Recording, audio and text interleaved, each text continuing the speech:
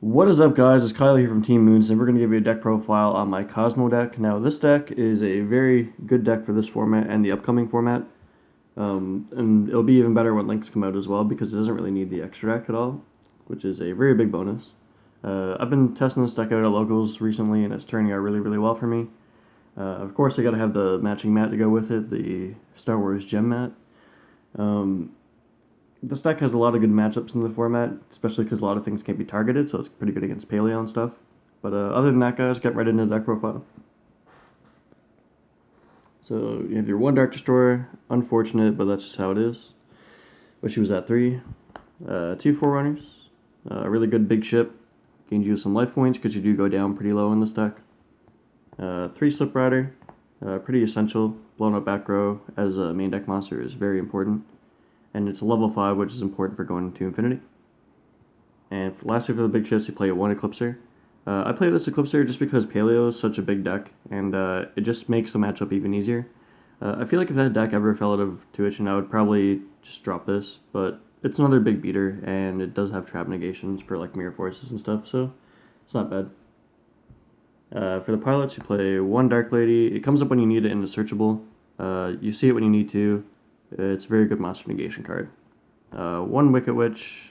She dodges stuff like Torrential and Bottomless and all that stuff.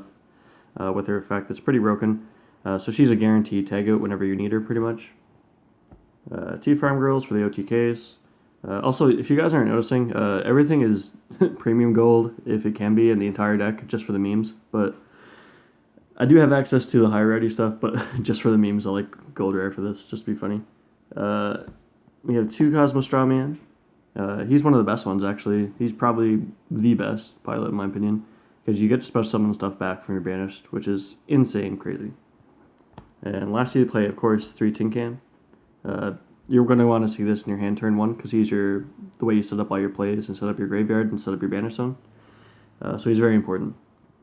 For a different engine in the deck, run 2 Scythe and 1 Morale Attack. Now, I'm playing the Artifact engine in this deck because it makes it that more consistent and that more stun based. If you have a Dark Destroyer on the field during your opponent's turn to blow something up, and then you summon a Scythe on top of that, the chances that they're going to come out of that play ahead is very, very unlikely. So you're playing this engine for that reason alone. For hand traps, you're playing 2 Ghost Ogre because Ghost Ogre is the nuts, and you're playing 1 Maxi. You're playing Ghost Ogre especially because it's also a Psychic Tuner level 3, so with E-Tele you can go into a bunch of synchro plays, which you normally wouldn't be able to do in this deck. It's also level 3, so you can also exceed with it if you absolutely need to. But it's just a really good hand trap all around, and same thing with Maxi. If you draw it, you win more often than not, and if you don't draw it, well, then that's fine. And that's it for the monsters. For the spells, you're playing 3 Kozmo Town. This card is broken. You can search itself when it gets popped. If they amnesty it, they lose. If they Twin Twister, then they're just not going to be able to hit the sufficient targets because it can't hit this because it's not going to matter. Easily one of the best cards in the deck. Does let your life points go down a bit low, but you need to play 3, of course. Next, we're playing 2 dualities because your turn 1 play, you're not going to be explosive. You're going to play on your opponent's turn. You're going to pretty much just look for your tin can and then set 3 back row, set 4 back row, and pass. So other than that, this card's broken, but if you just see it turn 1, it's really good, but if you don't, well then it's kind of a little bit dead late game, so you just want to run 2. Next, you're playing 1-ofs, you're playing E-Tele because it's broken in the deck. It's really good for OTKs with Farm Girl, and it's synchro plays with Ghost Ogre. You're playing 1 Monarch Stormforth because it makes all your Slip Riders and your Dark Lady turn into Kaiju, so it's broken. And reasoning to round off the spell is because everything is different level, and a free summon from the deck is really good. And even if it gets milled, you have traps to get the back. For the traps, you're playing 2 Cosmojo. I might bump this up to 3, but it is searchable, and it does kind of clog if you don't have monsters on board. So for now, 2 is fine. Playing 3 Sanctums because you're playing the stun factor for the deck. Sanctum is broken. If they hit it with Twin Twister, they lose. And for recursion, we're playing 3 calls because everything goes to the grave. And it is broken with artifacts as well. This card is insane in this deck. I'd run probably 5 of these if I could. But since you can't run 5, you're going to run 1 extra Oasis or Dragon Souls just to make sure you can have your recursion back at all times. And lastly for the traps, we're playing 2 Storm Mirror Force and 1 Solemn Warning. Just for a little bit of protection, I guess. This can be a blowout card and it clears the board so you can go in OTKs faster next turn. And Warning can stop their ever crucial normal summon play if they ever need to do that if it comes up in the matchup. Next for the extra deck, you're not really going to go into it very often because you're kind of just focused on your main deck boss monsters, but you're playing Infinity and Nova because you can go into them. Utopic Future, because if you ever have more than 2 Exceeds on board, like, it's not going to happen, but if it ever does, it can come up. You're playing Winds of Mile, because you can go into it and it blows up stuff. Levier is one of the only ones you're actually going to go into all the time, if you ever go into your extra deck, because it gets back your banished pilots and stuff, which is pretty insane. You're also playing an Acid Golem for a beater, Volcasaurus for monster removal and burn damage, Durandal just because, Red Eyes Flare Metal because you can go into it, Armor Arm because you can go into it and equip this to a Dark Destroyer and it's pretty damn good. Black Rose because Black Rose is really good if they're established a board and you're going second. This actually happened to me. I had a Wicked Witch on the field, and I summoned Ghost Ogre and just nuked their field and then set my 3 back row and passed. It was pretty broken. Catastor, because you can go into it, it helps sometimes. Omega, obvious.